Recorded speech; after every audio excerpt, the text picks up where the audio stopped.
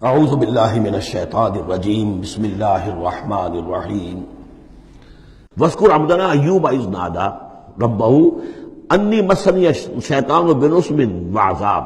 اور ذرا یاد کیجئے، ذکر کیجئے حضرت ایوب کا علیہ الصلوۃ والسلام، ہمارا بندہ ایوب، جب اس نے پکارا اپنے رب کو،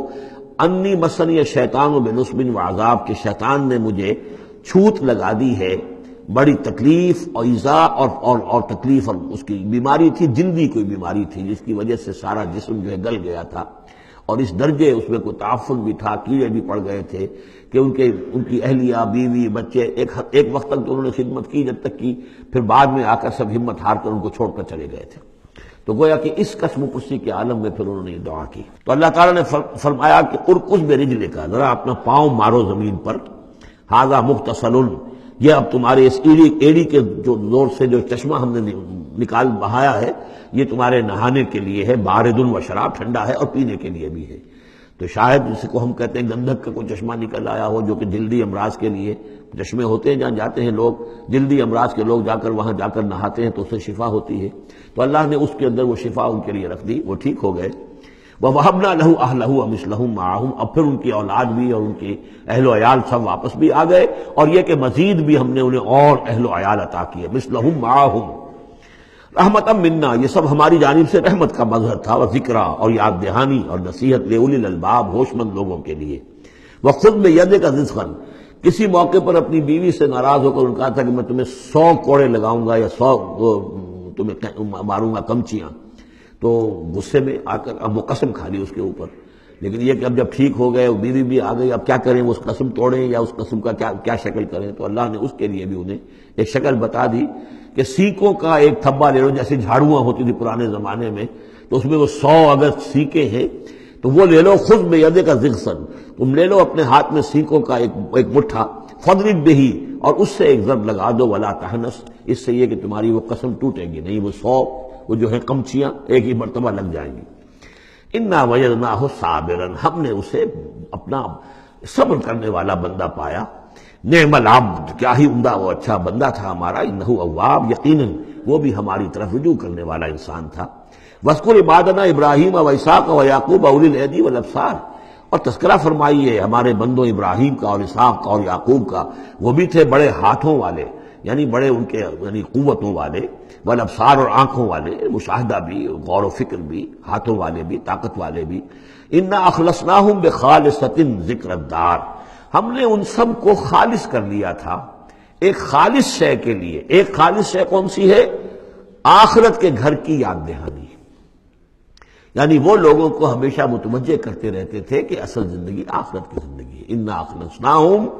بخالصۃ، ایک خالص شے کے لیے ہم نے انہیں خالص کر لیا تھا، یعنی ان کی زندگی میں اب ایک ہی، جیسا کہ میں نے بارہا عرض کیا ہے کہ جو اللہ کا بندہ اس مقام پر پہنچ جائے، پھر واقعہ یہ ہے کہ اسے دنیا کی دولت سے دلچسپی نہیں، دنیا کی کسی اور دوسری چیز کی طرف رغبت نہیں، اس کے وقت کا، اس کا ایک ایک منٹ، اس کی توانائی جو بھی اللہ نے اس کو دی ہے، اس کا خون کا ایک ایک قطرہ وقف ہو جاتا ہے پھر اس کام کے لیے کہ خلق خدا کو خدا کی طرف بلائے، اللہ کی طرف بلائے، اور انہیں بچائے آخرت کے انجام سے، برے انجام سے۔ اس کے سوا کیا ہو، جیسے ہمارے شیخ معین الدین اجمیری رحمۃ اللہ علیہ، وہ آئے تھے ہندوستان میں، اگر اس وقت آ کر بیٹھے ہیں اجمیر میں، جبکہ اجمیر ابھی جو ہے وہ کفر کا گڑھ تھا، راجپوتوں کا مرکزی مقام، اس لیے کہ شیخ علی حجویری جو لاہور میں ہیں، جن کو داتا گنج بخش کہتے ہیں، وہ تو اس وقت آئے ہیں لاہور میں جبکہ لاہور اسلامی حکومت میں شامل ہو چکا تھا، لیکن یہ کہ یہ معین الدین اجمیری، کیونکہ ابھی تک مسلمانوں کی حکومت وہاں تک نہیں پہنچی تھی، جو سمجھیے اجمیر جو ہے وہ تو راجپوتوں کا گڑھ، اور اس میں جو ہے وہاں جا کر بیٹھ کے اللہ کا بندہ اور دعوت دے رہا ہے، وہ کاروبار تو وہ کرنے نہیں آئے تھے وہ، بلکہ یہ کہ اللہ کی طرف بلانا، تو اس کے لیے ہم نے خالص کر لیا تھا۔ جو بھی اللہ کا بندہ اپنے آپ کو اس کے لیے خالص کر لے، وہ گویا کہ اللہ تعالیٰ کے مصطفین میں سے ہو جاتا ہے، وہ لفظ آگے آ رہا ہے، انا اخلصناہم بخالصۃ ذکر الدار وانہم عندنا لمن المصطفین الاخیار، اور یقیناً وہ ہمارے ہاں، ہمارے نزدیک وہ بڑے چنے ہوئے لوگ ہیں، اچھے لوگوں میں سے، نیک لوگوں میں سے چنے ہوئے لوگ، چنیدہ لوگ۔ جو شخص اپنی زندگی کا ہدف اسی کو بنا لے، مقصد اسی کو بنا لے، جینا مرنا اسی کے لیے ہو جائے، تو ظاہر بات ہے کہ اللہ تعالیٰ کے یہاں پر اس کا اونچا مقام ہے۔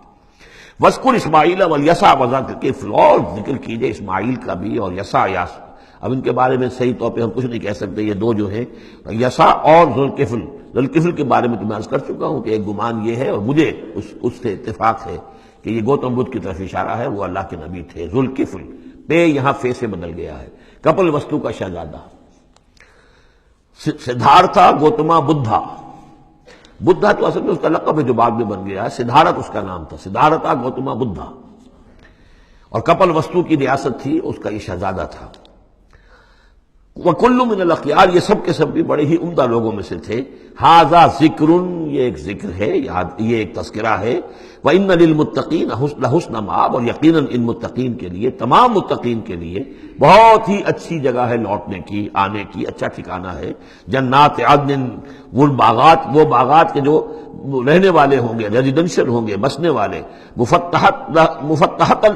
مفتحۃ لہم الابواب، جن کے دروازے ان کے لیے کھلے رکھے گئے ہوں گے۔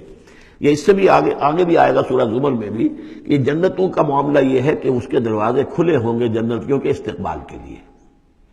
جیسے کہ مہمان کے لیے جب آپ کو ان کا استقبال کرنا ہو تو یہ تو نہیں کرتے دروازے بند کر کے بیٹھ جائیں کہ وہ آ کے دستک ہی دے گا تبھی کھولیں گے،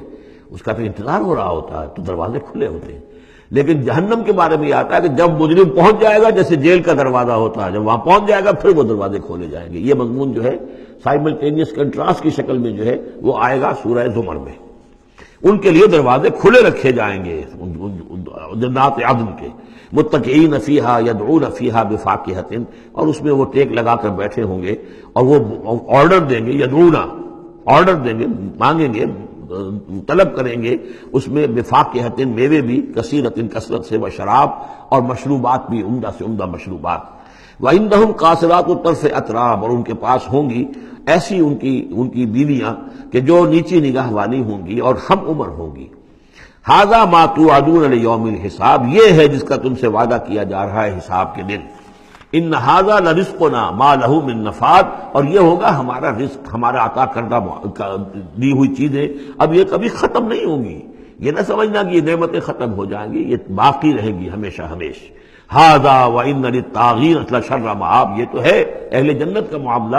لیکن جو سرکش تھے، جو باغی تھے ہمارے، ان کے لیے ہے برا لوٹنے کا مقام، بری جگہ۔